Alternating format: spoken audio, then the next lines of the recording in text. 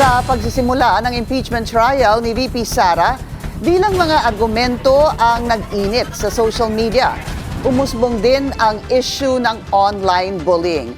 Alamin kung bakit sa agenda report ni Isaiah Mirafuentes ng Abante. Sa pagsisimula ng impeachment trial laban kay Vice President Sara Duterte, sumentro sa publiko ang opening statement ni House Lead Prosecutor Jervy Luistro. Sa pagbasa po ng mga artikulo ng impeachment, she will be informed. Pero of the hindi ang nature of sinabi the ni accusation Luistro, against her. kundi ang laway na Bago nasa pa po gilid siya ng kanyang sumagot. bibig. Sa ikalawang araw, tumulo naman ang sipon ni Atty. Amando Ligutan.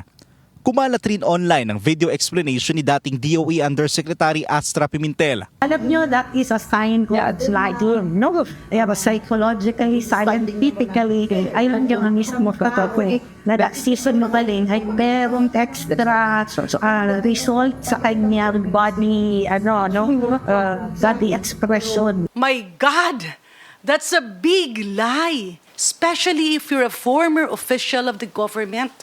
Hindi kasi pwedeng nililito natin.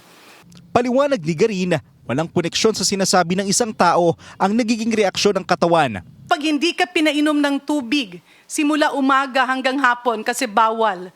Kapag ikaw ay hindi nakakain, at ikaw ay doon na nagtatrabaho, it's a normal process. Kasalanan ba yun? Hindi. Kailangan bang pagtawanan yun? No. Bawal rin raw kasi ang magdala ng tubig sa loob ng sesyon. Kaya ayon kay Manila Representative Joel Chua ng prosekusyon, sana raw ay payagan sila ng Senado na magdala ng tubig. Yung magsalita ka po at humarap sa impeachment court, whether sa prosecution or sa defense, ay hindi naman din po ganun kadali.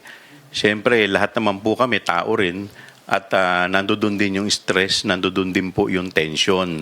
Panawagan ng mga nasa bahagi ng prosekusyon, huwag ibuli ang mga prosecutor na gumagawa lang raw ng tama.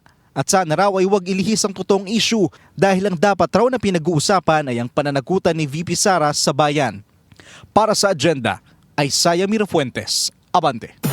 Mag-follow sa aming mga social media accounts at mag-subscribe sa aming YouTube channel para sa pinakahuli at eksklusibong mga balita.